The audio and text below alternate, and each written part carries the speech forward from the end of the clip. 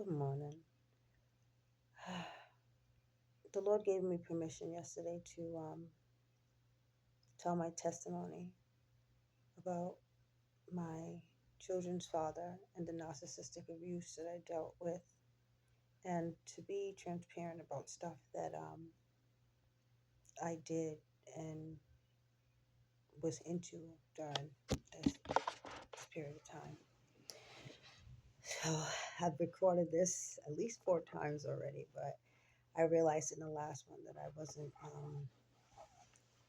I didn't say some stuff that I had said in another message. So, anyways, I want to make sure that I tell all the truth and that I speak on things that I did. Anyways, this trigger warning. Um, gonna talk about drugs in this, about SA, um, real lightly, but and also about physical, mental, and verbal abuse. Excuse me, I got something. Anyway, ah,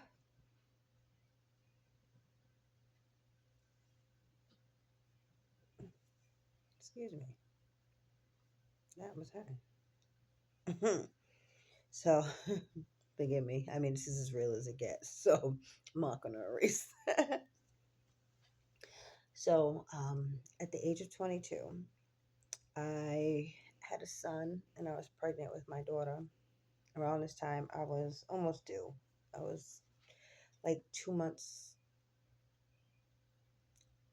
maybe a little close to 3 months, getting ready to have my daughter.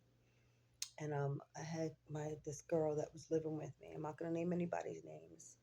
I'm just gonna speak. That was living with me at the time had talked me into going out, and I was pretty big, like full pregnant.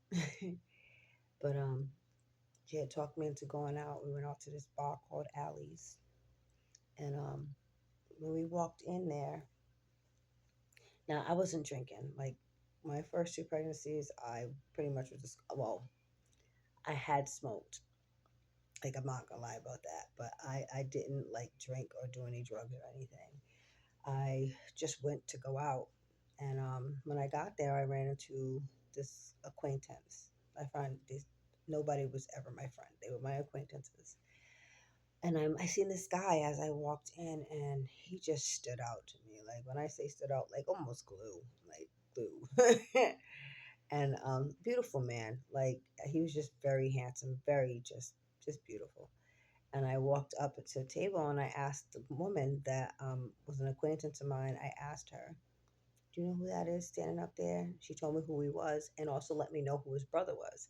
And I was like, I had grew up with his brother, so I'm like, I didn't even know he had a brother. Never spoke of this person of my kid's father, the guy, but he was just this person, like to me then. But the girl that I went there with, she knew that I was checking him out. I mean, and I know I was pregnant, you know what I'm saying? But I was cute. And I wasn't trying to bring him home or anything. I just, you know what I'm saying? I just had let her know, like, oh, he looks good. And I found out he lived in around in Woonsocket. So, you know what I'm saying? At least I could holler at him when I had the baby, like, whatever.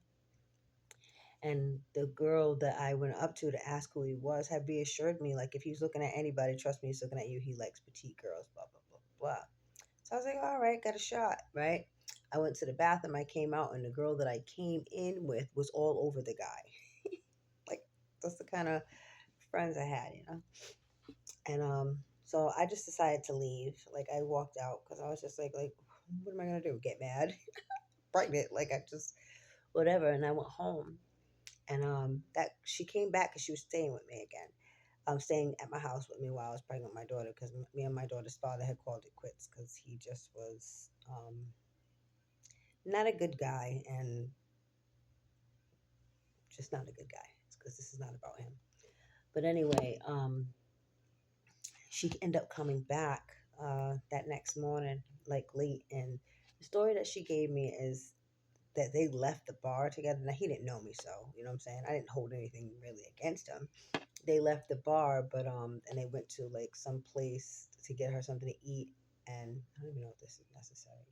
But he seen what she looked like. And then he left her there. I don't know if he paid for the food or didn't pay for the food, but it was like rude how he left him there. So I think that he didn't. But anyway, um, so a little while later, it was just so strategic how things played out. But I seen his brother. Never seen his brother come into the village where I lived. I lived in the village in Omasake. Never seen him come there before, but all of a sudden this one day here he comes walking up the stairs, up the like there was like a little there was like a pathway, open like field type thing, and then there was a pathway stairs and a hill that goes up. And I seen him walking, and I called him over. And I'm like, yo, I seen your brother at the bar. I went to the bar, believe it or not. You know what I'm saying? I know I'm pregnant. I was telling him, but I was like, I seen your brother, and I was like, yo, you need to let him know that he's my man. Like not can he be my man? Like let him know he's my man. Give me his number. You know what I'm saying? We swapped numbers and stuff, and I still waited because I was pregnant. You know what I'm saying? And I didn't want to sleep with him or anything. You know, I just wanted him to know, like, yeah, I'm checking for you when I have my baby. Wasn't a problem either. So I ended up going into labor 5 weeks and 7 days early. And while I was in the hospital the day after I gave birth to my daughter, my cousin had came to see me, and I explained to her that I had seen a guy that I was interested in. I hadn't been with anybody for a while, obviously. So she was like, "Oh, well, then call him now." And I'm like, "Girl, I just gave birth and I'm in the hospital. Like, I don't want to call him." She's like, she took the phone and she called him on the phone. She's like, "Hey, this is such and such. Well, my cousin was trying to holler at you. Your brother gave her the number, blah blah blah." So we talked. We decided he was gonna meet me um, at my house when I got out. So that's what happened. Came home with my daughter. He was there the day that I came home.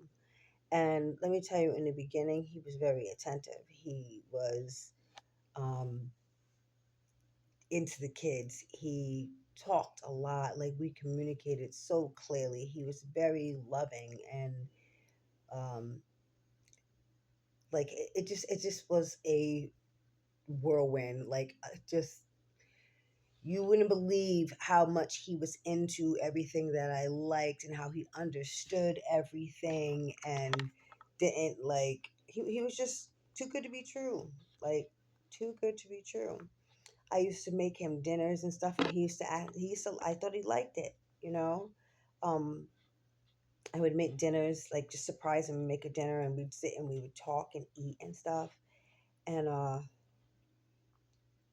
ha- when my daughter, he saved my daughter's life when we first got together, and because she was premature, she was premature when basically, you know what I'm saying? She was a healthy early baby, but she was premature. And there was this formula that was going around that she ended up, she took, it was like something that came from the cows, but it was like an infant milk they made for the baby, not infant milk, but a formula they made for the babies. But at the time, it had been tearing anybody who was under developed like a premature baby that took it, it was causing them intestinal problems. It shredded her intestines. She was like projectile vomiting and like pooping blood and stuff. It was really bad. But she I kept going back and forth to the doctors, and they just kept switching her formula, but it wasn't that. One morning I woke up and she was sleeping. When he woke up, he seen her, and I guess her eyes were like rolling in the back of her head. He was like, "We got to get her to the hospital." And sure enough, we got her there. They rushed us to the children's hospital, and they had said if we didn't get there within the 24 hours, my daughter was going to die. Like she would have died. She wouldn't have made it another day. She was 2 months old, and she weighed like 6 pounds. Like it was crazy. Anyway, after that, he saved my daughter's life, and I guess that was kind of like that was like I always like was thankful for it. Like you know what I'm saying. It became kind of a reason to kind of forgive him after a while. Like, you know what I'm saying? When things really did start happening, I was just appreciative, I guess you could say. And my one day when I was able to like go out and stuff, we was coming back from going out one night, and his phone, he used to sell drugs. and his phone was just going off like crazy. And I was just like, wow, like who is that? I never checked his phone or anything like that. Started out I never started out, and then even afterwards, like I never started out like thinking I had to check my man's phone, because if I have to check your phone, like, what's that say for our relationship? So I wasn't like that. But this one night we was out, we stopped at a gas station before we headed back to the house, and again he used to sell drugs. So, and I'm not gonna like, I'm gonna name some, but I'm not gonna, you know what I'm saying? Just, it's not important what he was selling. Just, it was just this is the excuse he gave me. Like, oh, there's somebody blowing up his phone. He was like, oh, there's this girl. She just wants some green. You know what I'm saying? So, all right.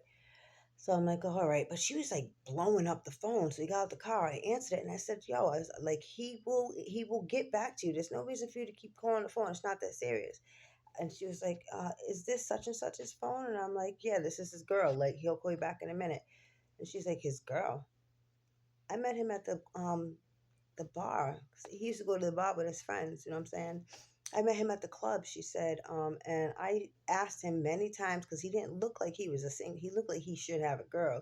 He denied having a girl, and he asked me to give him my number after luckily, she's like, I gave it to him finally, because he finally convinced me that he didn't have a girl. So I was like, all right. I kept her on the speakerphone. And when she got in the car, he got in the car, I asked him about it, and he told me the same thing. I said, oh, and she started talking, like the phone was on speaker, so he was caught.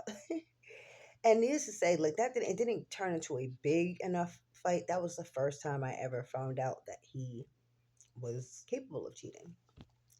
So, I got over it. I forgave him. You know what I'm saying? Because he had, my excuse was he been there. He saved my daughter's life. Whatever. Like, I put a band-aid on it, and we went about back to the house. But I want to say, from that moment, little by little, he started to change. Um, he no longer wanted me making him surprise dinners. We no longer sat down and like had deep conversations and stuff. Like, it turned into, oh, you're trying to control me. You're trying to control me. Keep and like, you know what I'm saying? I don't need to just be whatever. He always just started arguing with me. Forgive the people next door. It can get crazy with them sometimes. But anyway, this is still in like the first year. And then little while into the relationship, he had told me that he had 5 kids. But he was like, I have something to tell you. I have 5 kids, but with the same girl. Just, I have 5 kids or whatever. And I was like, I understand it, because I had kids, you know what I'm saying? I had a newborn baby. Like, you came to me when I had a newborn baby. So that was fine, you know what I'm saying? He moved in with me fast. Like, our relationship moved fast, like fast. There was no pause. So shortly after he told me about his kids, he started telling me about his kid's mother and how she used to cheat on him with the neighbors and stuff. Like, it was all her, all the girl's fault. This is how narcissists are. They are never at fault. It's never their fault with things that happen. Even though she cheated, they were doing the same things to one another. It was like a tit for tat. So shortly after, he had told me about her and his kids, and I always tried to stay neutral. I didn't want to talk about her or belittle her, because I didn't know her and I didn't know what their relationship was like, and I wasn't dumb, you know what I'm saying? Of course, I thought he was I looked at him as a good guy, and oh, he had this slip up, you know what I'm saying? But also at the same time, it wasn't my job to judge the mother. So shortly after he told me all this, she showed up one day, pulled up in front of my house. How she knew where I lived, I don't know. With all his kids. Like, I don't even think he told me that his kids were coming. They just got dropped off, and they ended up staying with me for a while, a long time, like with him and me. Like, it was like I was their other mother. She took the food stamps that they had. She took the money that was coming in for one of the kids, because he had SSI, and just left. She never called. She never nothing. Like just completely disappeared. And these little human beings used to always ask me questions about um why would their mother leave? And it was leading, like you could tell these little girls were way more advanced than they needed to be, especially the older one, older two. With the oldest one the most. It was almost like they were trying to get me to say bad things about their mother, but I never did. I always told them, like, your mom just needs a break. Like, there's a lot of you, and it's stressful when you're by yourself, blah, blah, blah. But, like, this little girl knew, I found out more that she knew more than she was letting on. Like, she was very advanced for her age. But, I never belittled their mother. I never tried to, um, take their mother's place in any sense. I minded my business when they used to be on the phone. Like she would say, like, uh, like try to be harmful towards me. Oh, your girl will never be as beautiful as me. Blah blah. Just dumb stuff. Like, and I was just like, I don't have like, I don't even know why she even bothered to bring me up. Like, I don't need to be in this conversation. She could say what she wants. Like, I was secure in myself. Like, I wasn't worried about her, and I didn't think that he was still messing with her. Like, I was so naive, and for years. But anyway, we had his kids for a long time. I ended up getting a job because like we couldn't. There was just no way. I had to work because like he sold his drugs, but he didn't really put anything into the house. Like he still went out. He had the studio that he would go to and stuff. Him and his brother was running the studio with this guy that he knew, and like his priorities weren't the kids. It wasn't us. Like it just wasn't. Like I look back at it now, it wasn't. He just did what he wanted to do. And we used to like take ecstasy um, and again trigger warning because and drink and pills like not pills and green. We smoked and like so and it was like that was the stuff that he sold. So he always had people come into my house. Like it just was chaotic. I used to keep my house very clean till I got with him. Then all of a sudden, like it was like this, literally, if I look back, if I could think about it now, like a dark cloud that came over me. I never wanted to clean. I used to get in trouble by the office coming. Like I used to keep my walls clean. My house used to just be spotless. I got with him and things just changed little by little. And you'll find if you are a narcissist, if you are dealing with a narcissist, the abuse, the heaviness that comes on you, those are spirits, honestly. But there's a heaviness that comes on you. There's a shift that is caused in you, especially when they start doing stuff to you and you start like dismissing it and throwing the stuff back, like putting the stuff back and not dealing with it. It really manifests outside of you, out inside of you, but in outside of you. It just changes your whole atmosphere. Like I wasn't cleaning up anymore. I was drained all the time, and it didn't help that we were partying and stuff too on the weekend. So I was like just drained emotionally, physically, and he just kept getting worse. There was nothing that I could do that was too good, like that was good enough, I should say, for him. He started going. There was a girl that lived up the hill. I actually went to school with her. I knew this girl, and she was a very promiscuous girl. Um, and I knew her character and just the way he was acting and finding out, like I was hearing a lot about when he goes out, how he was going with people and stuff, how he was going to people's like disappearing from the places that he was at or at a party, sleeping with girls at a party, like, but it was always a lie. He always denied it. People were just talking about him. You know what I'm saying? And it was just crazy. Like, and I'm not gonna sit here and act like I was some type of angel.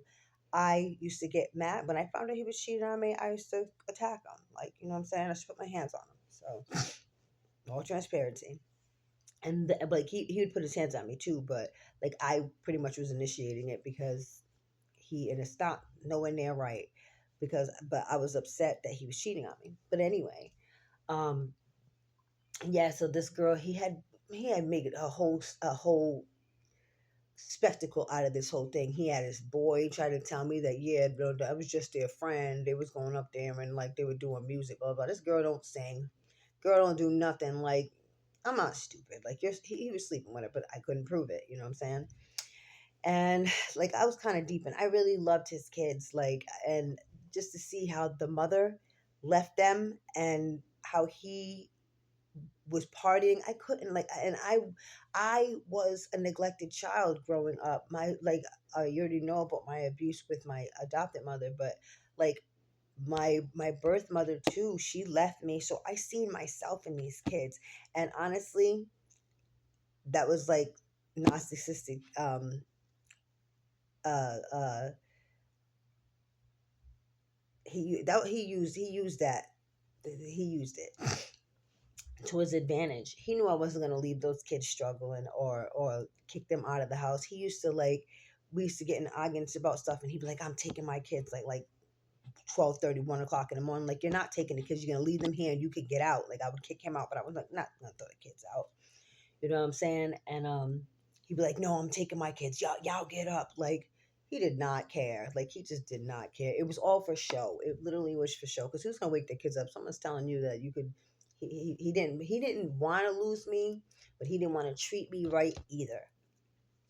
So eventually, like, he was messing with the girl. I'm not gonna name anybody's names, and like, he was messing with the girl, and still like disappearing, going to her house. And he was so brazen. He's like, "Oh, well, I'm going up to her house."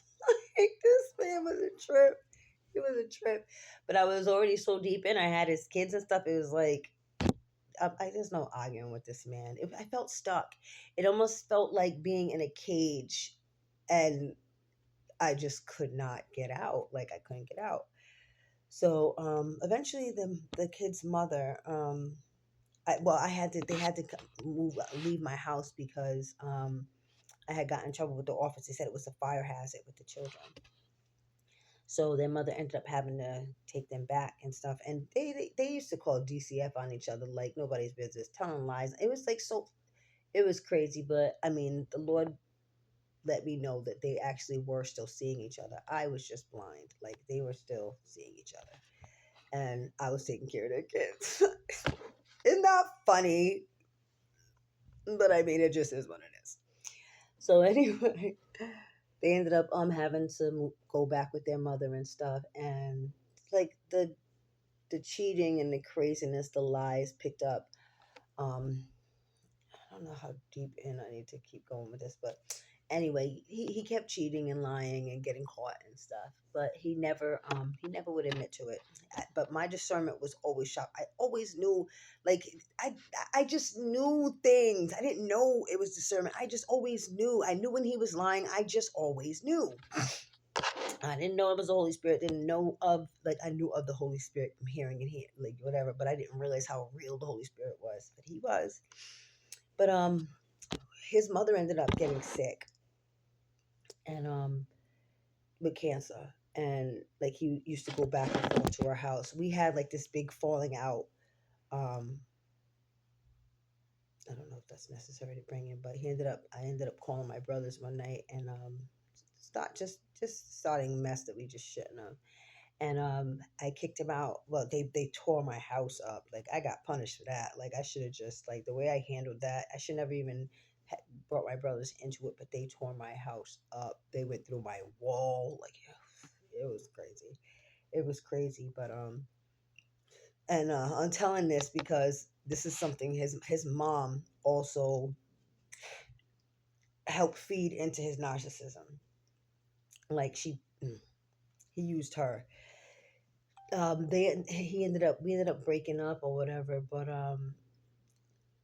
I still loved him. I wanted to get back with him. Like, it didn't, like, it was crazy. The way they tore my house up, like, it was crazy. And nobody deserved it. Nobody got arrested and stuff. But a lot of people, like, people got, did they really get hurt? I don't know. I think my house got hurt more than anybody. They threw like oil and stuff on my ceiling, went through my walls. Like, it was literally, it was a punishment for me because I should have just kept the drama inside, because I was already dealing with the cheating and stuff, and the physical abuse and all that stuff. So like it was pretty much my choice of what I was doing. I shouldn't have brought anybody in. So it, like, I should just got rid of the him at the time, because he wasn't my kid's father at the time.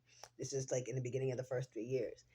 And he went to his mother. He stayed with his mother or whatever. And then, like, he called me and stuff, but I refused him. Like, I just refused him because I was angry with him or whatever.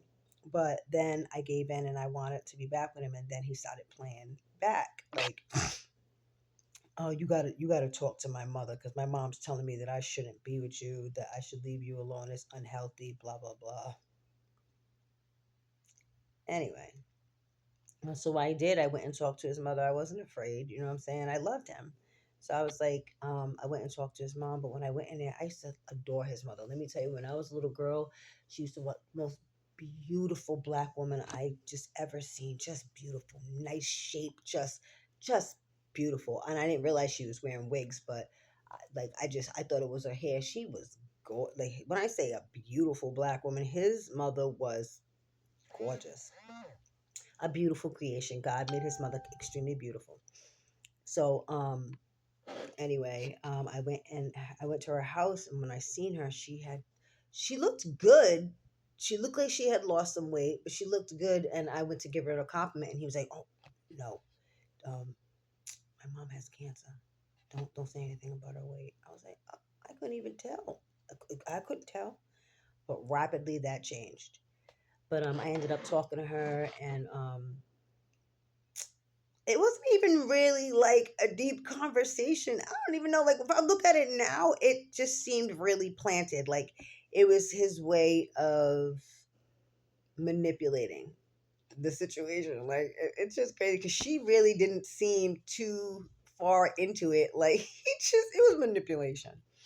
But, anyways, after that, things took a turn. His mom, like, started deteriorating, and they brought her in, like, the hospital bed and stuff at his house. He still stayed at his mother's house after this because she needed the care, she needed the help. You know what I'm saying? So and I was going there, but after a while he started like getting really really mean, like really mean, like just uncontrollably mean. I would call him and check on his mom and stuff, like, and it started coming to the point where he, like, the way he was treating me was crazy, and I thought it was because his mom was dying. I thought, like, you know what I'm saying, I tried to be understanding, like, I don't know what it's like for my parent to die. So like he was just so harsh with his words. He used to just tear me down. So I would call and just see if he wanted me. I didn't think I could just pop up there. I felt like if I popped up there, he'd probably beat me up or something. Like it was that intense. So I would call and be like, "Hey, how you feeling? Do you want me to come see you? Why are you calling me and asking me stupid questions?" And he would just go off. So like by the time I was done with him, he would have me in tears. Like I would just be crying. So I'm like, all right, I'm just gonna leave him alone.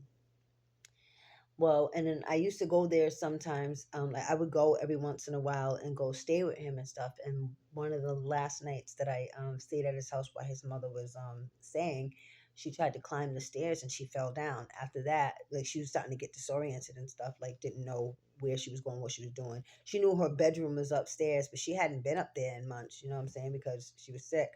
Not even months, because this was fast. Like when I tell you it was fast, I think she, after I actually full on met her personally, I think she was gone within like 3 to 4 months, like maybe even less. But anyway, she fell down the stairs, so they took her.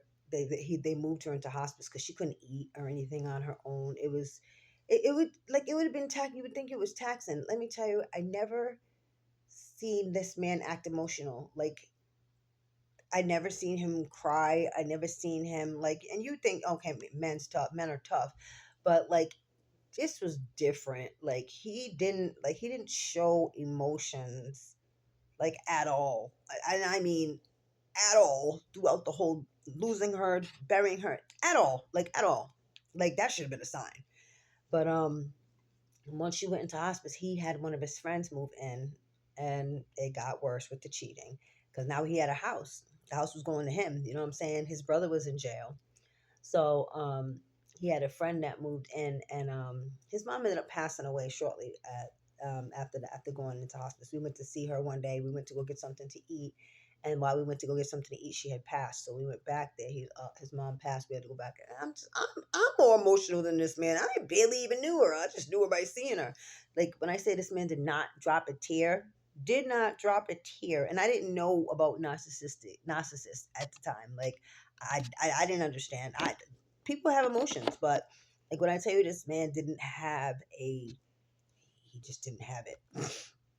Anyway, she passed away. We went back. Um, they had already handled her funeral arrangements and stuff before she died. She set everything up, so he was good. You know what I'm saying? Like, we went back to his house.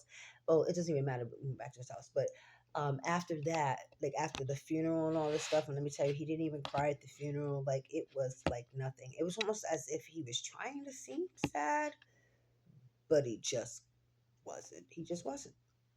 Anyway, um, yeah, that's crazy because when I look at it, like I just never seen somebody so blank of emotion. But he started cheating more, and I went to his house. Like, I didn't go to his house all the time, still, even after his mom died, because he ended up getting his money and stuff. He bought himself a truck, and he was living it up. He was living it up. He bought more stuff so he could sell his drugs and stuff or whatever. So now he pretty much became like the man, like for in Woonsocket, like to everybody. So, but what he was selling at the time, the whatever. And I went to his house one night, and we were taking those drugs, like we were drinking, smoking, taking the pills or whatever. And just one morning, well, no, I have to back up. My After his mother died, I had a conversation with his mother, real creepy conversation.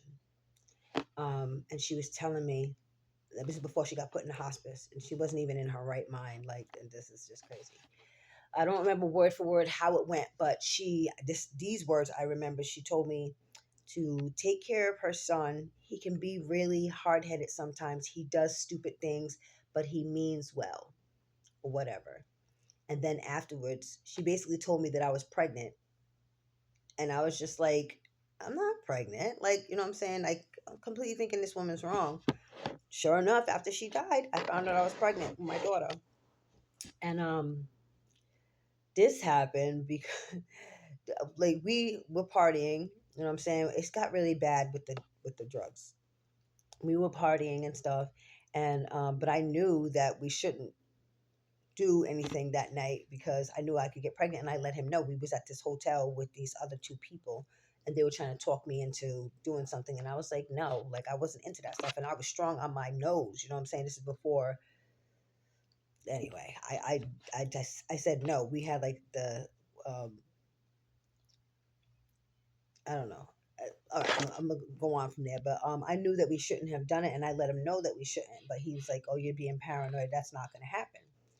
Whatever." So we did, sure enough. And then the next month, I ended up not getting my um friend. You know what I'm saying? So I checked. Sure enough, pregnant. And I let him know. Now this first day, he was okay. Like, he seemed all right with it. Like, he already had 5 kids. Like, what are you going to be mad about? You know what I'm saying? I went home. That next day, he called me and he told me, I need you to get an abortion. I'm not ready to have another kid right now. I already have 5. I got a lot going on. Maybe in a couple of years, we can have a baby. I was like, absolutely not. I let you know that that was a huge possibility that night, and you talked me out of it. Now you're gonna deal with the consequences. Like, I'm not killing my baby for you. Like, that's crazy. And God wouldn't give you no. God wouldn't have given me this baby if He didn't want me to have it. So no.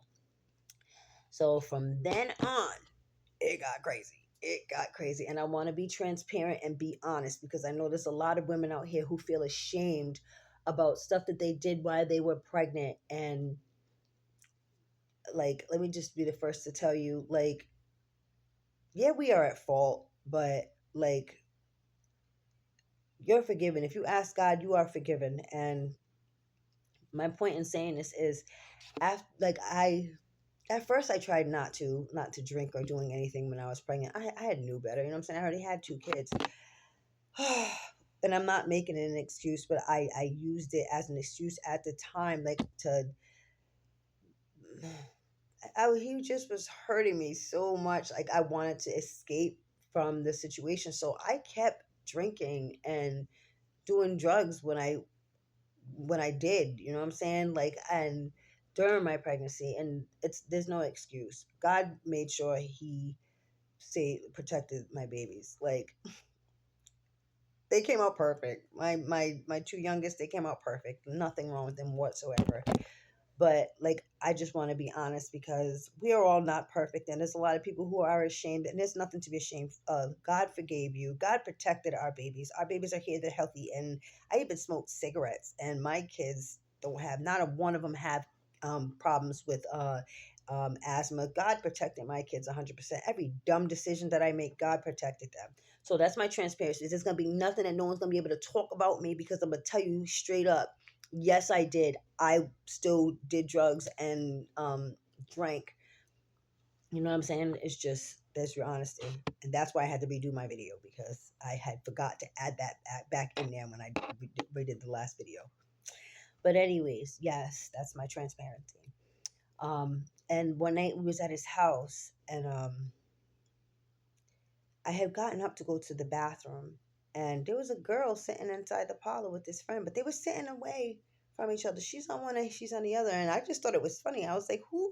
I'm like, "There's a girl outside with your friend on the couch." I said, "But she, I don't know. They don't. They look like they're mad at each other." And then I said something to them. I was like, "I said, what are y'all fighting or something?" And the girl looked upset, visibly upset, and she just was shaking her head. And I went back into the room, and my kid's father looked out and he came back in and shut the door. Come to find out, that was somebody that he was cheating on me with. The girl sat there quiet and everything, did not say a word, didn't blow up his spot, nothing, just sat on the couch like ready to cry. And he sent her on her way or whatever. Just like crazy. But yeah, like and I didn't find that out till way afterwards. But yeah, that was me just being transparent about what I was doing, what I ended up starting to do when I was pregnant, and like the way that he, my kid's father, was being. So, is there anything more important there? Oh, when I was about 7 months pregnant. Okay, no.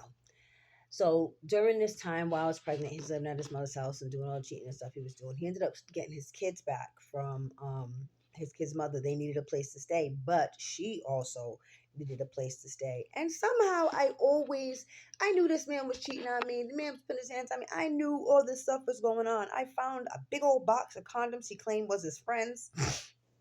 Well, I shouldn't even mention that just yet.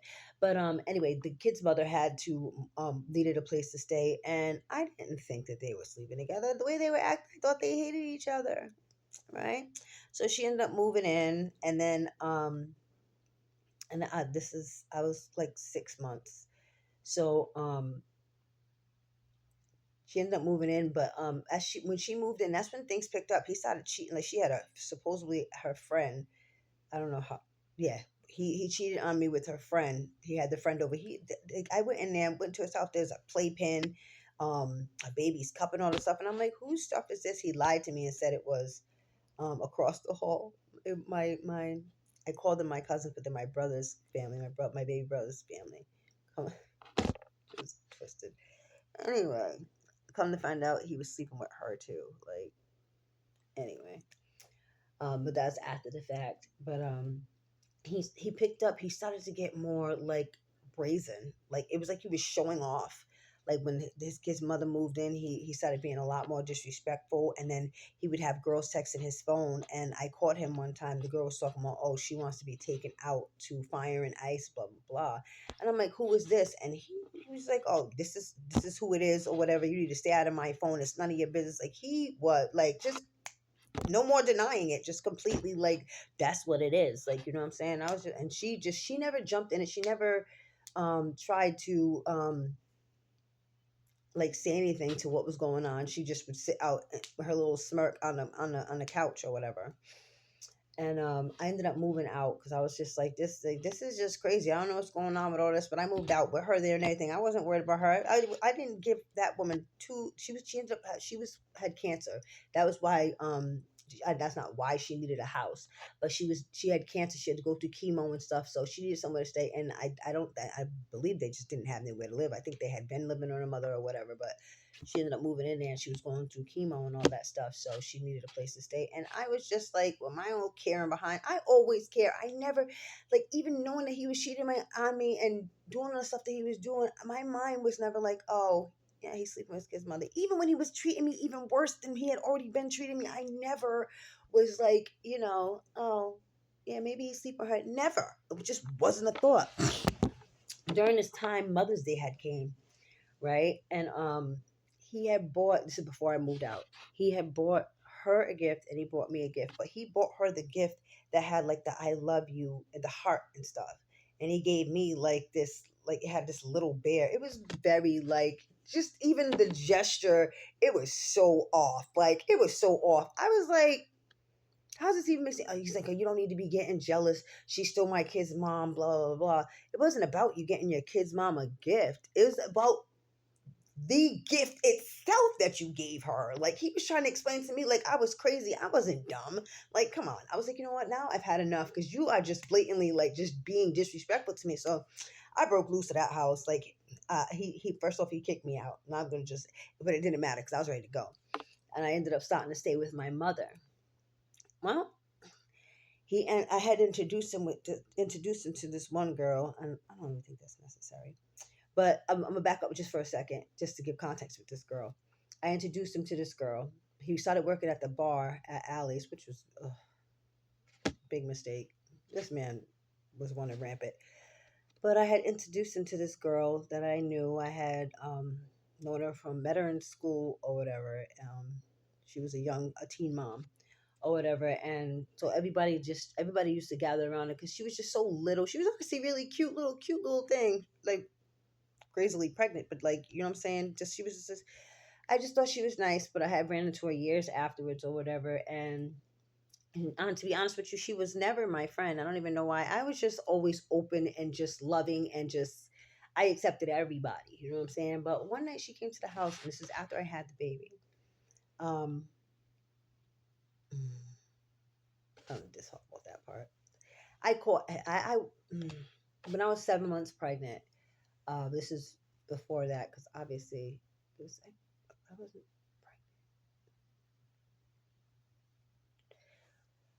I don't know, but I went to his house one day and he was in the act, and I didn't like he had two doors, right? And I'm banging on the door. I never checked the doorknob.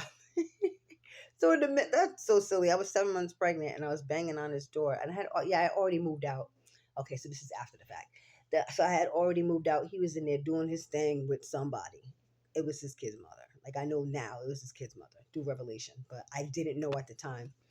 But yeah, that was pretty much. I had tripped out and I smashed. Like when I tell you I smashed his car, and I'm telling this reason because she used this against me years later. His kid's mother. Um, and I had smashed his car windows. Like I smashed his car windows, and I just left. I again, this is in context. Um, his kids, my brother's daughter's mother brought me over to do that, right? And I still like I'm so just so at the time I didn't realize it was his kid's mother that he was sleeping with. I thought that it was the friend, and who knows, it could have been the friend too, but he was sleeping with them both. Um, but yeah, I smashed his windows and stuff.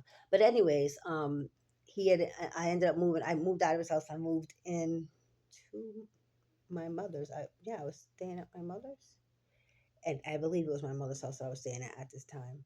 Yeah, and so that little friend that I introduced him to, I had my daughter, I had the baby. We had got into a fight. He kicked me out. That was when the phone text message and stuff. And I was staying with my mother, but I was over the house one day and I was gonna go out. I was getting dressed to go out, and they was in the parlor just whispering. I heard somebody knocking, but I didn't hear them honestly talking. So when I peeked out, they were like I could see that she was saying something to him, and I'm like, "Why are y'all whispering?" Like, still just happy that I'm going out. Didn't pay it no mind, like completely oblivious. And I was probably high. So whatever. I ended up leaving, going out, and I came back like after the bar closed or whatever. That's just context for where I'm going with this. So one night he was, I don't even know, I don't know how the night went. It didn't I think, I don't know if we argued or whatever, but we weren't talking. I hadn't called him. I went to sleep. I went to sleep. The next morning I get up, people are telling me, no, I went by his house looking for him because he wasn't answering the phone. And when I got there, my cousin who lived across the hall, well, girl I was calling my cousin lived across the hall, was like, "Oh, you don't know? He got arrested last night. He was in the car with such and such, the girl." And she was like, and the kids were left alone. He left the kids in the house by themselves, and the babies woke up. The youngest son woke up, and he called his mother, and she called the cops. I didn't know at the time that we were all in this big old triangle or whatever, because it was more than a triangle. But yeah, so he was with the girl. He claimed that it was because they had to go to court, blah blah blah. But how you end up leaving your babies in the house by themselves if that's all that was? And why did you leave them by themselves? I think it's because she had her own kids at the house. That make more sense. But they ended up calling. She called the cops. He ended up getting arrested because they found drugs on him. So throughout this situation, um, he went to jail for 3 months, and I had to end up having to clean out his apartment because they threw him out because they didn't play that. You can't have drugs and whatever. And he got arrested in front of the house, so that was like on the property. So, anyways, he lost that apartment. So I ended up having to put his stuff in storage. And I had again, I was saying my mom's. I had his truck. I didn't know how to drive, and I used to have people like take me to go see him. But I'm not just still. Man, this is just how they have you. You just like it was like you feel like it's love, but it's not love. It's not love. You trick yourself. It's not love. Nobody should treat you like that. Nobody should dog you that way, and you keep going to bats for them. Nobody should treat you like that. Please do not allow them. And but anyways, I had to put his stuff in storage, and I was staying at my mom's, and people used to take me, but it started to get hard for me to get people to take me to go see him. So I hopped in the car one day. Did not know how to drive to save my life, and I taught myself how to drive by hopping on the highway. I did. Yes, I did. I really did. And I learned, and from that day on, I was driving. But my mom's husband um had helped me. I don't know if he helped me move stuff. I think he helped me move stuff in to the storage. So that's how he knew. Yeah, he helped me move stuff into storage. So he knew I had my kid's father had a lot of expensive equipment because from the studio that they had been running, but they had closed it down, and he had a lot of the equipment at home because he used to make beats and stuff, and we used to make music together and stuff too. But uh, one day my mom's husband's like, "Oh, I was really sick, like unnaturally sick. Like when I tell you unnaturally sick, like when I think about it now, like I was unnatural the way I was sick. I was like it was like heavy, weighed down. I couldn't like it was crazy. But and it was only just for that day too. But he asked me to use the car, and I ended up giving him all the keys to the storage, all that, all together on one key ring. I don't know what I was thinking because he was a drug addict, like you know what I'm saying. He was a drug addict knowingly, and I'm not gonna elaborate on what, but he was a drug addict. And needless to say, I slept like that whole day. I didn't get up and check to see if like nothing. He was gone for hours. He was only supposed to go down the street. He had said, but he was gone for hours. He went in my storage and stole everything, everything, everything. Like no stone unturned. Stole everything. It was almost like them hours that he was gone. He must have like sifted through all the stuff, and I think he even put the stuff in certain spots so he could get to it. Like he cleaned that storage out, out. And I had to tell my kid's father. And while he was in jail, he of course it was upsetting, but he acted like he handled it well. And I ended up getting into a fight with my mom's husband. Um, and my mom took his side. And now that I know that my mom does witchcraft, I that's the tongues that she was speaking was not holy tongue. Like she just broke into this. She started like speaking in tongues, demonic tongues, and like it was just crazy. It was just a real crazy situation. He was calling me out my name, like he came like in my ear and he was like, "You B word." like, or whatever, like really like demonic, nasty energy. And my mom flipped out on me and was like in my face. I was like really ready to try to go over her, but like when I went to go punch him in the face, like my mom was went in between us, and I was like I'm not gonna hit my mother, so I backed down. But she started like speaking in tongues. It was not holy tongues, like it wasn't holy tongues. But shortly after that, I started to find like looking into finding somewhere else to go. When my kid's father got out of jail, um, there was this girl, this woman that I had been taught, like we hung out. I've known her since I was a little kid, but she was old. She's older than me, but like I befriended her. Anyway, we ended up staying in her house in Providence. I had made the arrangements and stuff. He got out. We started staying there or whatever. And like at this house, I always respected people's houses. Like not always, but after growing up, I knew like, and with my kids with no other roof over my head, I didn't want to tear up somebody's house and be fighting and stuff. So when we moved into this girl's house, she had a lot of rules. Her boyfriend lived there too, but he was a drug dealer just like mine, and he was big on cheating on her too. He would cheat on her and buy her gifts, come back with some extravagant gift every time he cheated on her, and she would just act like it was okay, like come in with rugs and stuff, like he cheated again, like you know what I'm saying. But whatever. At this house, like my kid's father started acting angrier. Like he would be mad at me. We'd be having conversations, and we were having a conversation one day. My daughter was a little over 3 months old, not 4 months yet, but a little under 3 months old. Our oldest daughter together. And we were talking about the storage and stuff, and he was like going over how he couldn't believe that I did that, and it was a dumb thing that I did, and I wasn't in my right mind.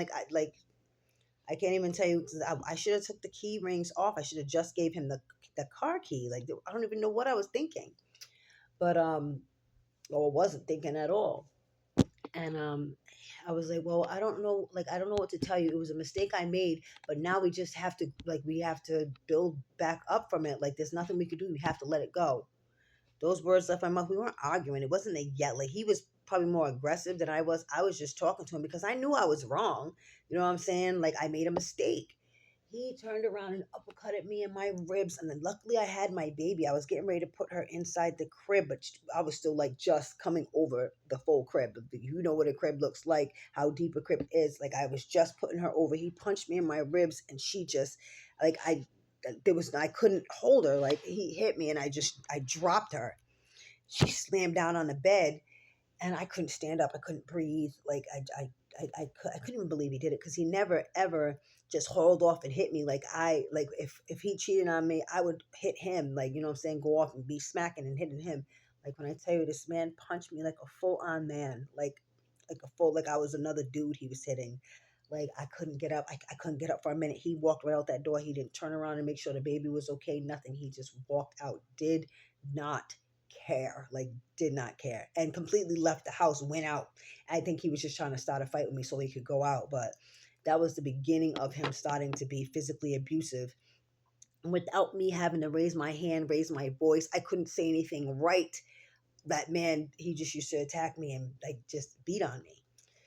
And while I was there, that was the first time. The second time we was in the car and we were coming back from going out, and he was like, "Oh, I want to go over to these people's houses." It was like his best friend's girlfriend's house. I had hooked them up together.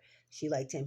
And he liked her. But, I had hooked them up, but in the midst of all that, I skipped the whole part after I had my daughter and stuff. But I don't really think that part's important.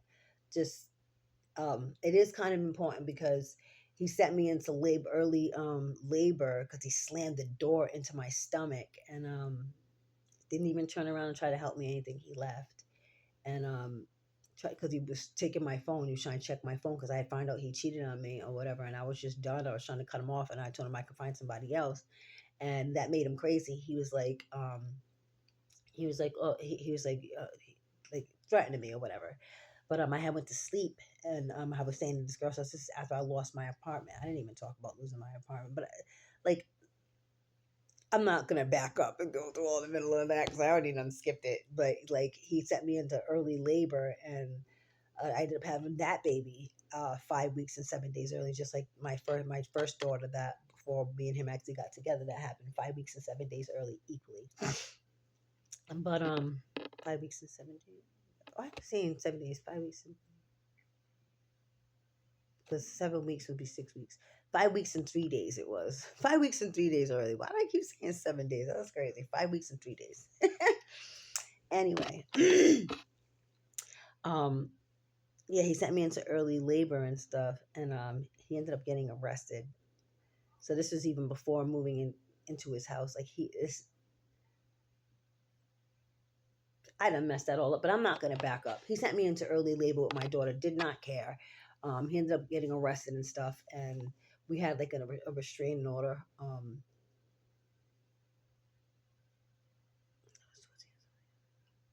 I'm already past that. Anyway, so yeah, he wanted to go to the girl's house, and they had tried to blame me for stealing stuff. So I'm like, I'm not going there. Like, how do I look going there to like because I want to party? Like, no, I'll drop you off and I'll come back and get you when you're ready.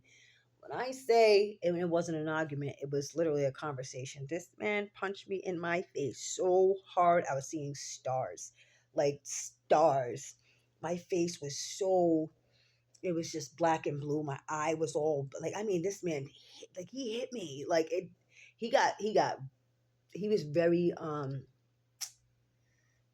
brolic now, brave. Like anything I said and did after this, there was no stopping him.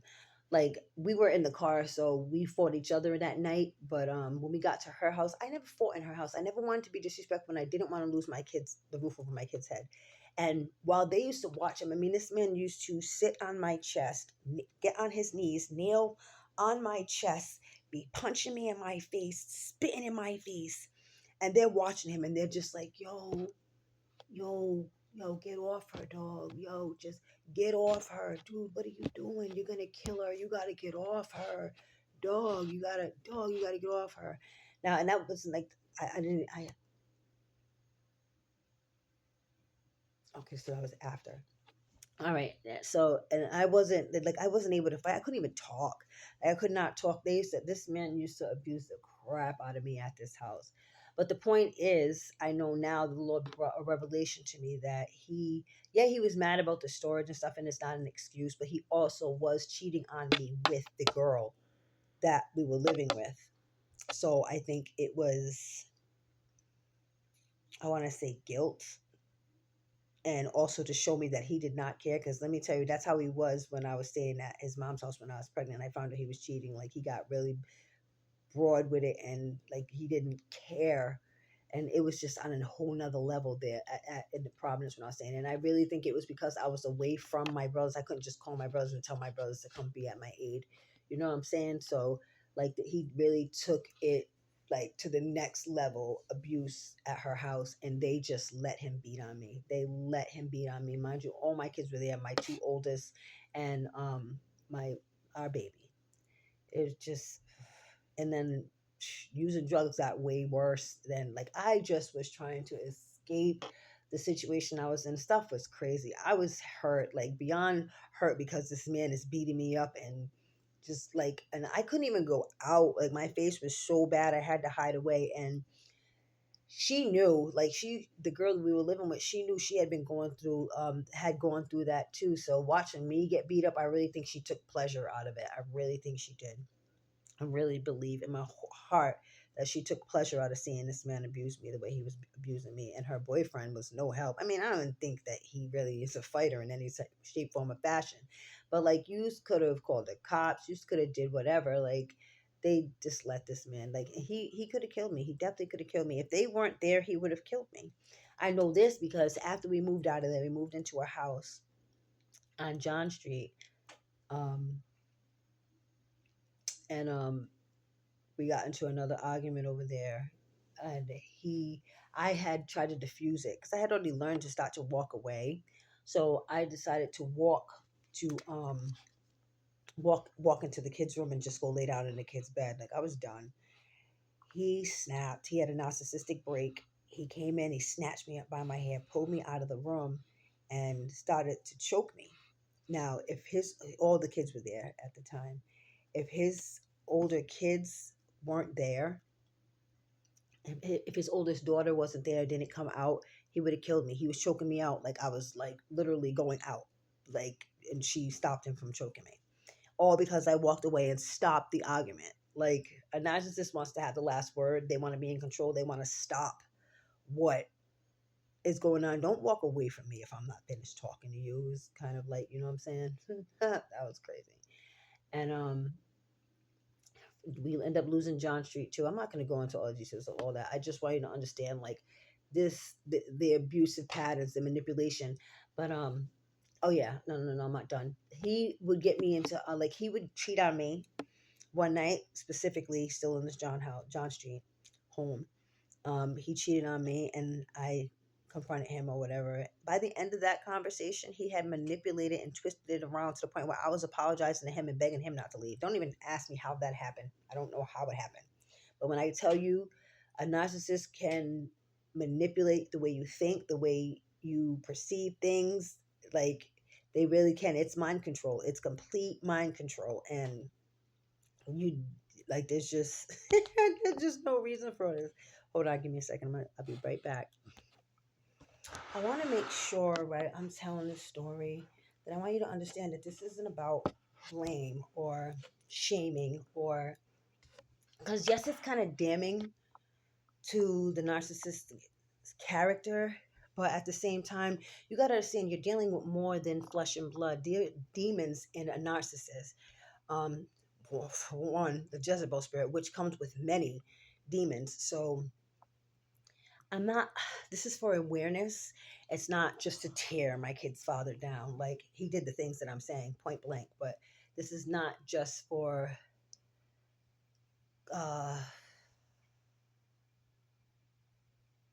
I'm not trying to embarrass, or I'm speaking my truth. This is my truth. These are things that I went through, and my story deserves to be heard. Your story deserves to be heard. And don't feel like you can't tell your story because it's attached to somebody else, or be afraid of what they might say, think, or do, because they did these things to us, and we have the right to speak on it, and to heal. Anyways, and all this comes into one. But anyway, yeah, I was talking about how he ended up flipping a situation, what he did on, and into me being apologizing and begging him to stay. I don't even know. But we moved out of that house, and I ended up moving. We ended up staying with his brother. Um, we lost that house because it was already condemned. The guy wasn't even really the landlord. Like, crazy. He wasn't even the landlord, and the house was infested with roaches. Infested with roaches. Like, not at first, but I swear one day I took a shower, I came out, and I have like nothing can get by me. Like I see everything. I see everything. And one day I came out of the shower, and I seen the roach, literally the first roach I ever seen, poke his head through the crack of the door, like almost like it came in to look. After that, the house was full of roaches. Like, when I tell you, crazy. Even still to this day, like spiders, whatever, they could be in the tightest spots. I always find them like instantly. Like, monitoring spirits have nothing on me. I can listen. But anyway, we moved in with his brother after living in that house on John Street, and oh wow, yeah, but I'm not gonna bring that up. We moved into his brother's house, and at his brother's house, my brother, the person that he had given me the STD with when I was pregnant, and I didn't know that it was her. I still never knew who the person was. She came to that house, and my brother and I were out on the porch having a conversation, and the girl was being weird. Um, yeah, it was her, right? Oh no! It was not her there. That was another girl. I don't know if that's appropriate. I think that's more like just storytelling. I'm not gonna do that. I'm gonna pass that house. Needless to say, it's just been a lot of like manipulation back and forth and stuff. I'm just trying to tell key points. and hopes that this helps somebody who's going through this type of stuff or having to deal with this, that it helps you heal and helps you get away, and not take the abuse, not keep telling yourself that it's you or that you can fix a person. A person like this is broken and there is nothing we can do. Only God can fix these people. You need to save yourself, is my point with all this. But we ended up moving back to Woonsocket. We moved into my house on Diamond Hill. And before we moved in, I had let him know, like, let's start all over. Thinking, honestly, believing that you could just start over. I got a cramp in my foot. We started staying there, and things was all right for a while. But that's where I found out that now the girl is my brother's kid's mother now at the time, and I guess my brother had knew. I believe my brother knew the whole time, but he waited to when he got mad at her and they broke up to let me know that situation, and that's how I found out she was the one that gave my kid's father the STD, and that's how he gave it to me when I was pregnant with my daughter. And I don't know if that started his new like, I didn't believe he was cheating on me at first then, but I found out he was. But you know what I'm saying, I ended up getting pregnant, and he started right back up with his crap, going out again and partying. It's like when I got pregnant, he got crazy. Like he was already crazy, but like we had a few fights there in that house. Like I had to run away from him in the house and lock myself in my closet in my bedroom. He punched a hole in the wall. Like he still was just, but he didn't beat me up like he was beating me up in Providence. It was like there was like this barrier. Like when I got to Providence, it was like no holds bound. He could do whatever he wanted to me. Yeah, when we came back in Woonsocket, he had his temper, but he didn't hit me. You know what I'm saying? He didn't. He would chase me or whatever, and um, maybe pin me sometimes, but he never like he stopped like trying to crush my chest and choke me, punch me. He wasn't doing that stuff no more. It was more like verbal. But when I got pregnant with our last child, that's when he started going back to partying, going out, and cheating. And again, I went through the same process, but I was so emotionally messed up, like with that baby, and I was like angry at the baby. Like I was angry at my daughter. Like I didn't want to have her. Like feeling her move would like it was so sad. Like it was so sad the way that I felt towards the baby. Like, and it wasn't the baby's fault. My anger was completely displaced. And I would talk to my mother on the phone, and I wanted to have an abortion. Like I kept saying I wanted to have an abortion, but I didn't. I really didn't. You know what I'm saying? Like I wanted my daughter, but I just was like, it was like the emotional toll like it took on me, and like he knew, the demons in him knew it wanted me to be as miserable as I was. One day, um listen, I didn't know. I was hearing the Lord, I was hearing the Holy Spirit long before I realized it was the Holy Spirit. I had no idea. I always thought that my uncle was following, my grandfather was following me. I used to speak like, say it was my grandfather, and I even dealt with demons, moving stuff and throwing stuff around in my house and stuff. But I would think it was my grandfather playing around. Like I didn't understand. I didn't understand. Whew, till the Lord broke it down to me. But my kid's father had disappeared one night. He had disappeared. I was pregnant, full pregnant, and I was eating a lot in that pregnancy. I gained a lot of weight too. Like I was so just emotionally messed up. But and even still in that pregnancy, I did drugs and I smoked.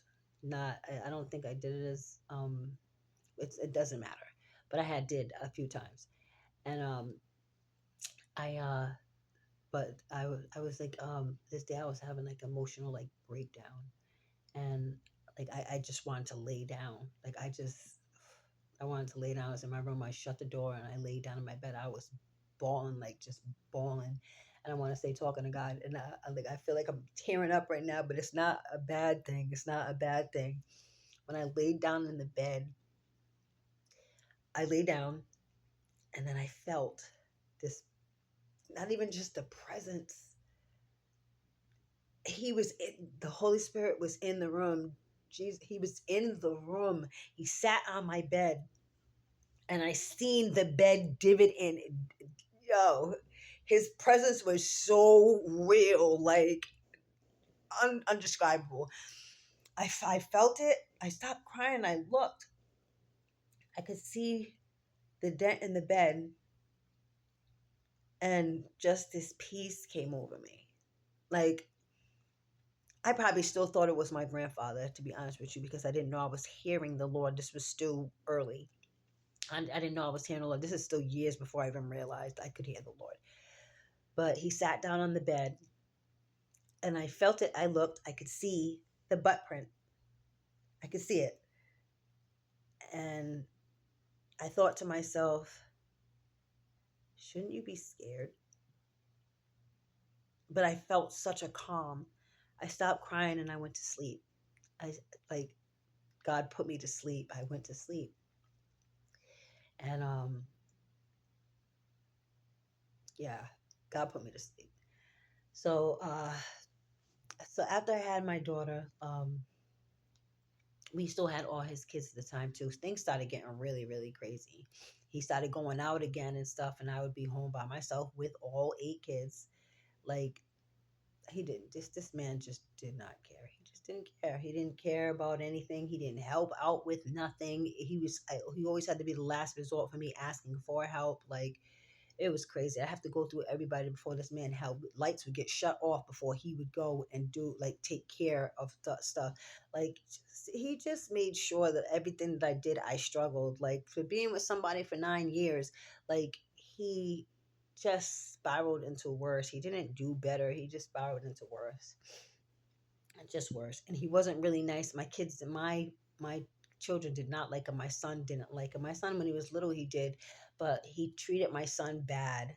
Um, and my son didn't like seeing how he treated me. My son, I think, is the only one who really remembers the abuse that I suffered through my kid's father. It's like the girls, I mean, my youngest two, they don't, I understand them not remembering, but like my son and my daughter, they're only like a little over 2 years apart. Like, you know what I'm saying?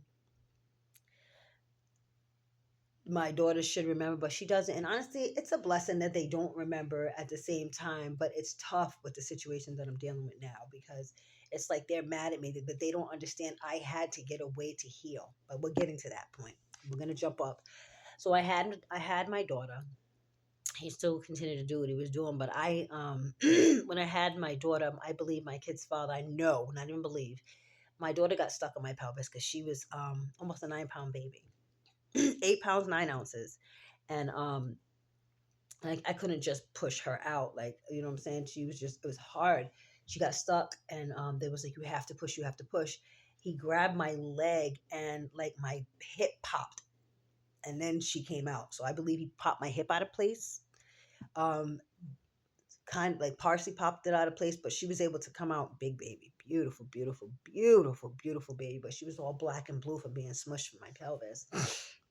Her face, she was all bruised. Poor baby. She was just like a mask on her head. She was so bruised.